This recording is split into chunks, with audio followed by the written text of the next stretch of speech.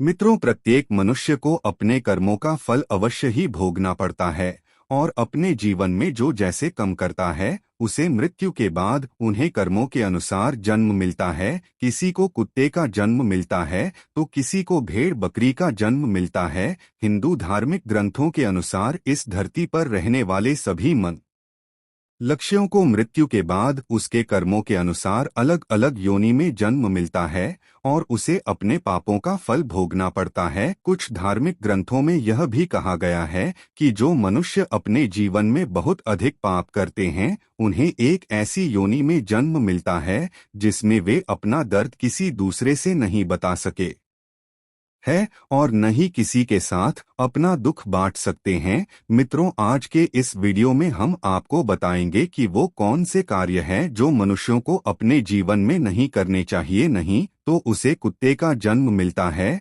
और पूरा जीवन इधर उधर भटकना पड़ता है। और भगवान श्री कृष्ण ने इसके बारे में क्या बताया है कि मनुष्यों के वो कौन से पाप है जिनके कारण प्रत्येक मनुष्य को अगले जन्म में कुत्ते का जन्म मिलता है, जानेंगे एक कथा के माध्यम से। इसीलिए मित्रों, चैनल को सब्सक्राइब नहीं किया है तो चैनल को सब्सक्राइब करके वीडियो को लाइक कर दें। मित्रों, एक समय की बात है जब देवी राधा भगवान श्री कृष्ण जी से मिलने के लिए जाती है और भगवान श्री कृष्ण जी से कहती है, प्रभु, आज जब मैं आपसे मिलने के लिए आ रही थी तो मैंने देखा कि एक कुत्ता भोजन की तलाश में इधर उधर भटक रहा था और वहीं पर एक मनुष्य भोजन कर रहा था। तभी वह कुत्ता उसके पास जाकर बैठ गया और कुत्ता सोच रहा था कि अभी यह मुझे भी रोटी खिलाएगा, किंतु उस मनुष्य ने अकेले ही भोजन कर लिया और उस कुत्ते को रोटी के एक टुकड़ा भी नहीं दिया। फिर कुत्ता भूखे पेट ही वहां से चला गया।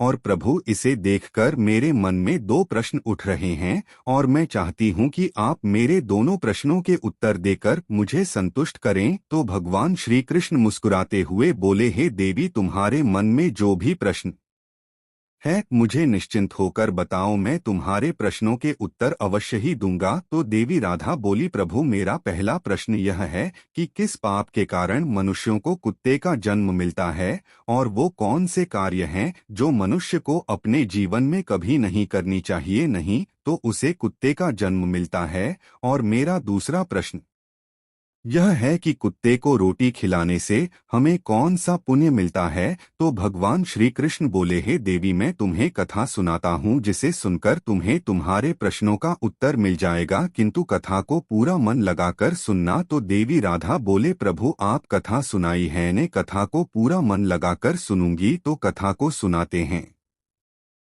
भगवान श्री कृष्ण ने कहा, एक समय की बात है जब भगवान श्री राम सभा लगाकर अपनी सभा में बैठे हुए थे, तभी उन्हें एक कुत्ते की रोने की आवाज सुनाई देती है। तो वह सभा में मौजूद द्वारपाल से उस कुत्ते को वहां से भगाने के लिए कहते हैं। तो द्वारपाल कुत्ते के पास जाता है और उसे वहां से भगा देता है। और फिर अगले दिन जब भगवान श्री राम फिर से सभा में बैठे होते हैं, तभी वह कुत्ता फिर से वहीं पर आकर बैठ जाता है। और जैसे ही भगवान श्री राम सभा में कुछ कहना प्रारंभ करते हैं, फिर से वह कुत्ता जोर जोर से रोने लगता है।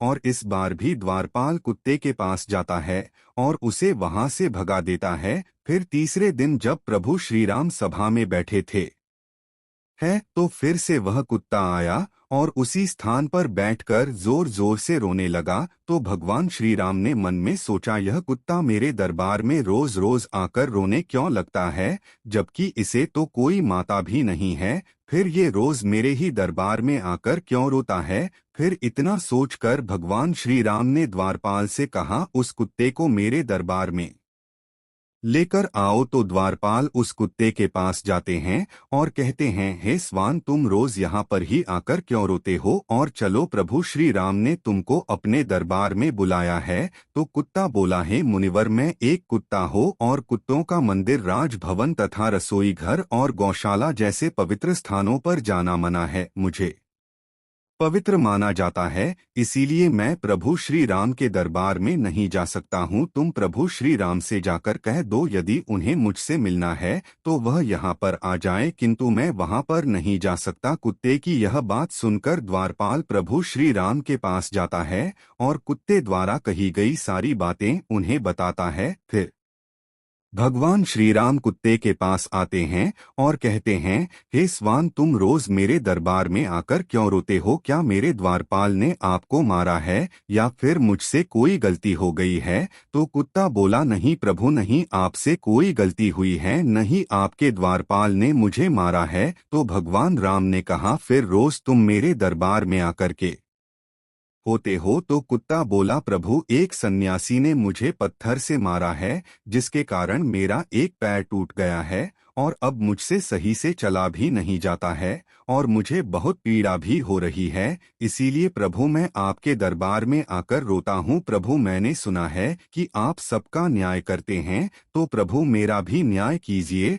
और उस सन्यासी को सजा दीजिए। तो उस कुत्ते की यह बात सुनकर प्रभु श्री राम बहुत अधिक दुखी हुए और अपने सैनिकों से कहा, उस सन्यासी को मेरे दरबार में लेकर आओ, मैं उसे अवश्य ही सजा दूंगा। फिर सैनिक जाते हैं, उस सन्यासी को प्रभु श्री राम के दरबार में लेकर आते हैं। फिर प्रभु श्री राम उस सन्यासी से कहते हैं, चाहिए जो कुत्ता बोल रहा है, तुमने इस कुत्ते को पत्थर से मारा है जिससे इसके पैर में बहुत अधिक चोट आई है और अब इस कुत्ते को बहुत अधिक पीड़ा हो रही है और यह ठीक से चल भी नहीं पा रहा है। इसमें क्या अपराध कर दिया था जो तुमने से इतनी बड़ी सजा दी है कि इसका पैर ही तोड़ दिया है? तो वह सन्यासी बोला, प्रभु मैं अपनी झोली लेकर भिक्षा मांगने के ये रास्ते से जब जा रहा था तभी यह कुत्ता मेरे पास आया और अपनी पूंछ हिलाने लगा और जब मैंने इसे खाने के लिए कुछ नहीं दिया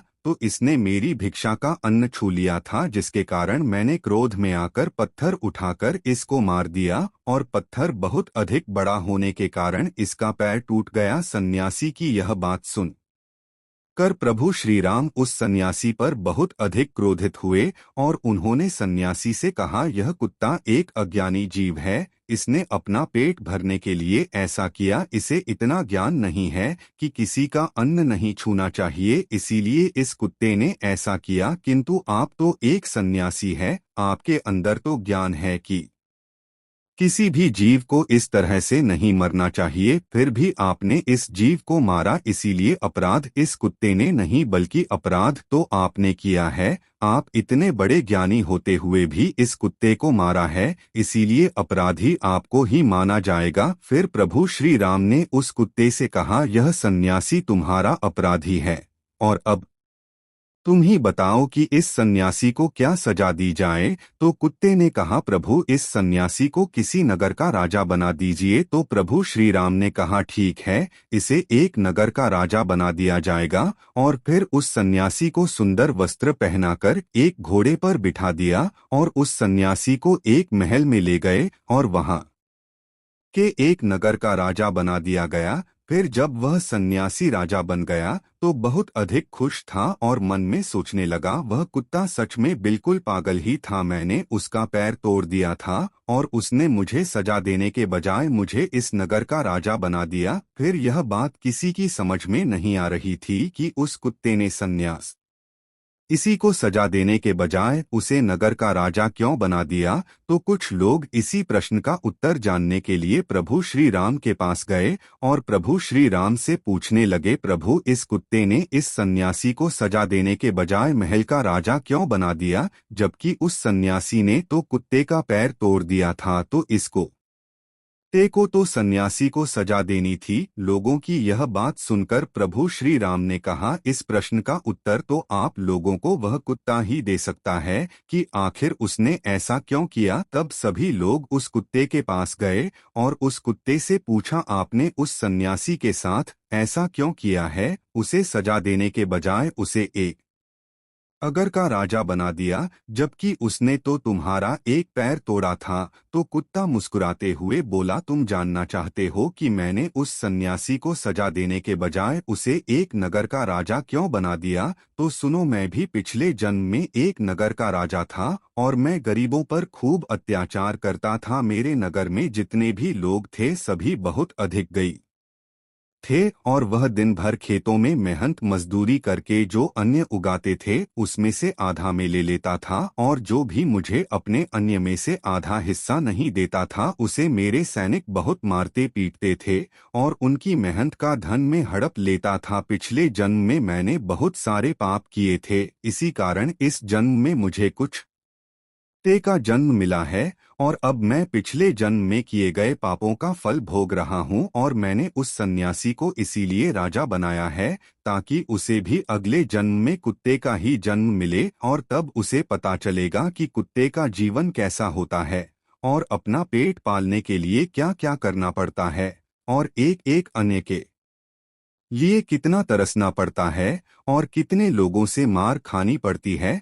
फिर इस तरह उस कुत्ते की यह बात सुनकर सभी की समझ में आ गया था कि उस कुत्ते ने उस सन्यासी को राजा क्यों बनाया है। मित्रों, फिर कथा को आगे बताते हुए भगवान श्री कृष्ण देवी राधा से कहते हैं, हे देवी, अब मैं तुम्हारे दोनों प्रश्नों के उत्तर देता हूँ। तुम्हारा पहला प्रश्न था कि वह कौन से कार्य है जो एक मनुष्य को अपने जीवन में नहीं करने चाहिए, नहीं तो उसे कुत्ते का जन्म मिलता है। तो समझ लो, जो मनुष्य उस राजा की तरह अपने जीवन में बहुत अधिक पाप करते हैं उन्हें कुत्ते का जन्म मिलता है। और तुम्हारा दूसरा प्रश्न था कि कुत्ते को रोटी खिलाने से हमें कौन सा पुण्य मिलता है। तो समझ लो, जो मनुष्य कुत्ते को भोजन कराता है उसे अपने जीवन में किए गए पापों से मुक्ति मिलती है तथा उसके जीवन में अनजाने में किए गए पाप नष्ट हो जाते हैं। इसीलिए प्रत्येक मनुष्य को कुत्ते तथा भिखारी को रोटी खिलानी चाहिए। फिर देवी राधा कहती है,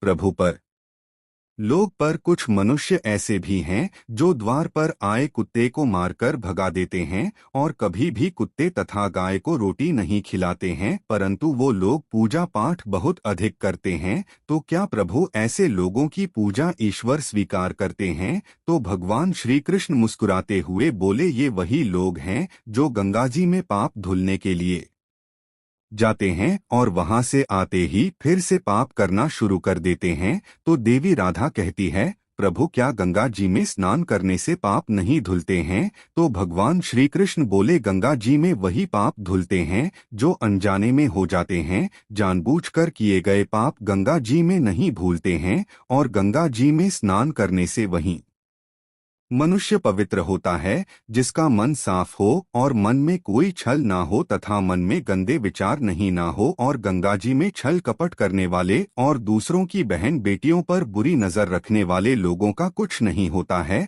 अंत में ऐसे लोगों का सर्वनाश ही होता है और प्रत्येक मनुष्य को अपने कर्मों का फल अवश्य ही मिलता है।